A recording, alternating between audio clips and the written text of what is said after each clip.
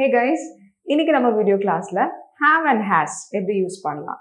S, நம்ம already பார்த்துருப்போம். have and has வச்சு possessions, அதாவது நம்ம கிட்ட இருக்கிற விஷயங்கள் எப்படி சொல்லலாம்னு. So today we are going to learn another concept. So let's see.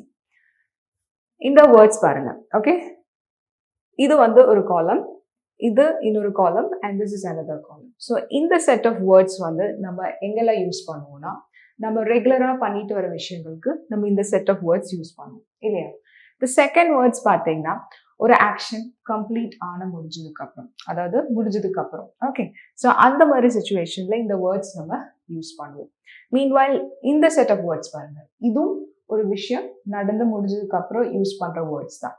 அப்போ இதுக்கு என்ன டிஃபரன்ஸ், அதுதான் இன்னைக்கு நம்ம கிளாஸ்ல பார்க்க போறோம். Okay, so with these words, அதாவது இந்த செட் ஆஃப் வேர்ட்ஸ் கூட தான் நம்ம ஹேவ் இல்லைன்னா ஹேஸ் வந்து யூஸ் பண்ண போறோம்.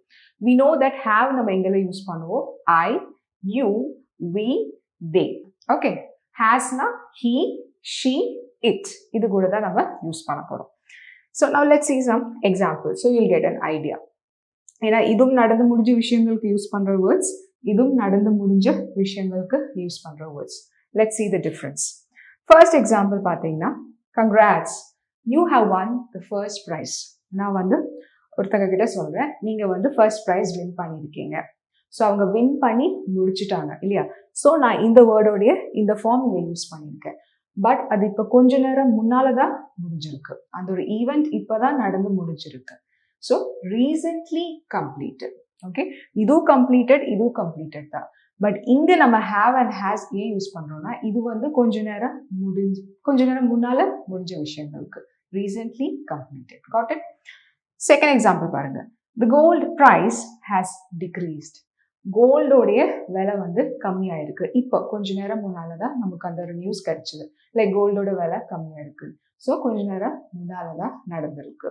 ஸோ அதனாலதான் இங்க ஹேஸ் டிக்ரீஸ்டு நம்ம யூஸ் பண்றோம். So if you see one thing, இங்க நம்ம ஃபர்ஸ்ட் ப்ரைஸ், இந்த கோல்டு ப்ரைஸ், ரெண்டுமே கேட்கறதுக்கு ஒரே மாதிரி இருக்கு இல்லையா. ஸோ இந்த மாதிரி இங்கிலீஷ்ல நிறைய வேர்ட்ஸ் இருக்கு where it is similar to hear. Okay, prize, but அதோட மீனிங்ஸ் பார்த்தீங்கன்னா இட்ஸ் டோட்டலி டிஃப்ரெண்ட். இந்த ப்ரைஸ் என்னன்னா கிஃப்ட். ஓகே, அவங்க ஒரு காம்படிஷன்ல ஜெயிச்சாங்க, அவங்களுக்கு கொடுக்குற கிஃப்ட்டுக்கு தான் இந்த ப்ரைஸ் நம்ம சொல்லுவோம். மீன்வைல் திஸ் ப்ரைஸ், PRICE, இந்த ப்ரைஸ் என்னன்னா காஸ்ட், கோல்டோடைய விலை, value. Okay, that is the meaning of this word. Don't get confused. Okay, next example, the students met the president last week. Okay, உங்களுக்கு இன்னும் கொஞ்சம் கிளியரா புரியணும் தான் நான் இந்த லாஸ்ட் எக்ஸாம்பிள்ஸ், இந்த லாஸ்ட் 3 எக்ஸாம்பிள்ஸ் நான் இப்படி கொடுத்துருக்கேன். Okay, the students met the president last week. See this example, the students have met the president. இது கேட்கும் போதே உங்களுக்கு ஒரு ஐடியா கிடைச்சிருக்கும் ஏன் இங்க ஹேவ் வருது.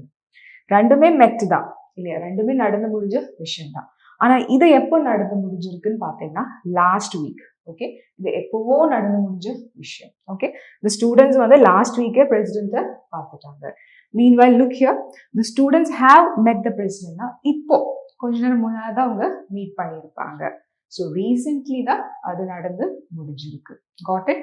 So this is the difference between these two set of words. Okay, she went home yesterday. நேத்திக்கு வீட்டுக்கு போயிட்டாங்கன்னு சொல்றோம். இங்க she has gone home. இப்போ நான் வந்து கேட்கிறேன் where is she, அவங்க எங்கன்னு கேட்கிறேன், அவங்க வீட்டுக்கு போயிட்டாங்கன்னு சொல்றாங்க.